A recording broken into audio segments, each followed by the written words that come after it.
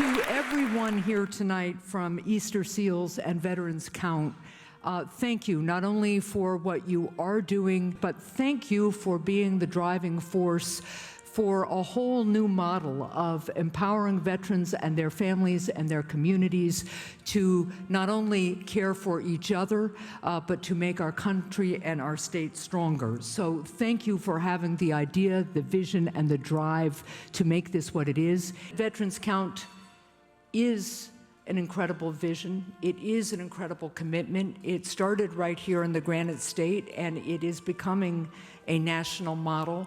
But in addition to that, it is having a practical, positive impact on the lives of service members and veterans and their families each and every day. To commemorate the launch and thus the generosity of Doug, D.R. Dimes & Company and Veterans Count are pleased to present to Service Credit Union and long-term care partners these custom-made, special editions, contemporary Windsor armchairs in black crackle with tiger maple arms, and crest in deepest appreciation for answering the call for our nation's veterans and their families.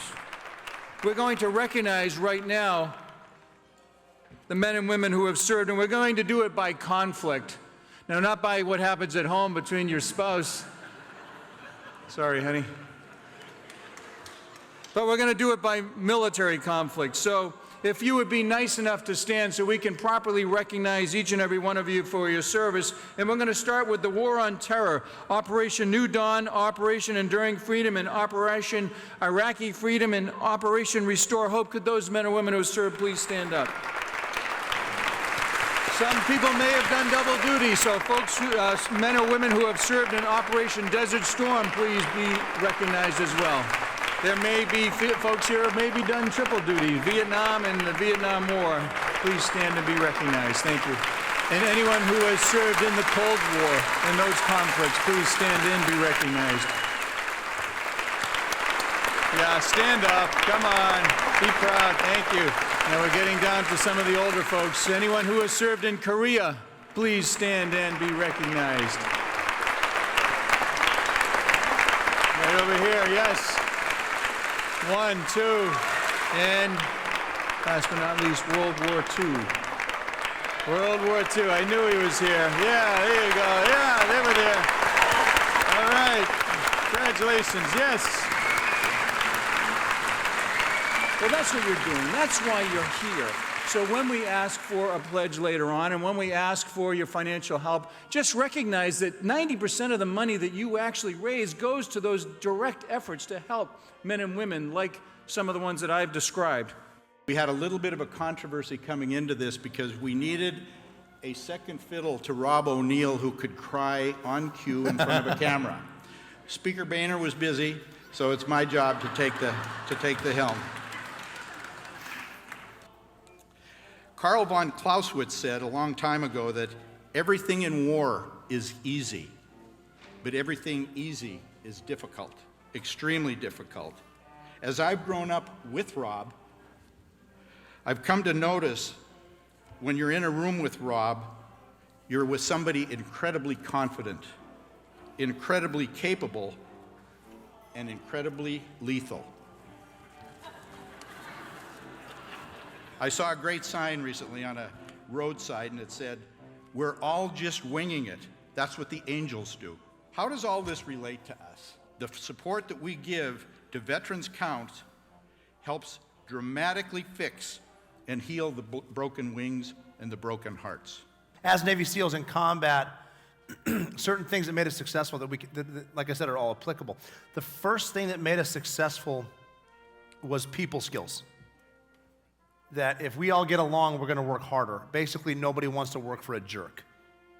So be good to each other. The second thing common with our success is we learn the difference between over-planning and being prepared. That people spend too much time sitting in a planning room and we're gonna plan and plan and plan. And nobody does anything until we have the perfect plan. What we learned was the only time the perfect plan exists is in the planning room. Once you leave, Murphy shows up, everything's gonna change. So just be prepared. I'm going to walk you through what the number one man is thinking as he enters a room. So keep in mind, this will be one guy through one door, on one wall in one room.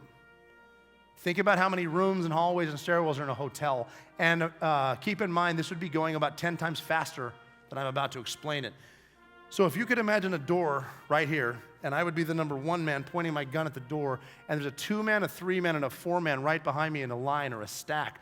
What the 1 man is thinking is, I see a door, I don't see hinges, door opens, and click to fire, check the doors unlocked, wait for the signal. The signal is going to be a squeeze from the number 2 man on the leg or on the shoulder, letting the 1 man know he's got enough guys to enter, it's safe enough. We don't want to waste time with him looking back, plus he drops security. So once he gets the squeeze, it's open the door, outside foot comes in, clear my initial corner, inside foot comes to 4 inches off the walls, I start my initial sweep, working 6 feet off the door, I see a target, the threat, engage, finish my primary sweep, foot down about his barrel, secondary sweep to the corner, middle of the room, click to save, clear. Now the reason that can be stressful is that if you're the number 2 man, and you're having a bad day, and you're overthinking what's about to happen in there, so you're like, okay, he's the 1 man, he's definitely going this way. I'm the 2 man going that way, this is definitely my outside foot, okay, go. And all of a sudden, he goes this way. And now you're screwing your steps up here, you're thinking about that, they're yelling at you, and then you shoot the wrong target. You're out. And you're never coming back. Esselman said to me right before Hell Week, great advice for Hell Week, but also great advice for life. He said, you're about to go to war for the first time, and the enemy is all your doubts, all your fears, and everybody back home that told you you couldn't do this. Keep your head down, keep moving forward, no matter what, never quit, and you'll be just fine. I'm able to stand up here because I never quit. This nation has proven very, very recently, through bold operations, regardless of who is in charge, it will never quit. It will do everything to protect this country and to preserve freedom. Next time you're at work and you're all stressed out, or you're at home and the sky's falling around you, take that deep breath I mentioned, put your head down, keep moving forward no matter what, never quit, and you'll be just fine. Thanks so much for your time. A lot of fun. And to all of our service members who are here, to our veterans and to your families, thank you. On behalf of every single Granite Stater, thank you.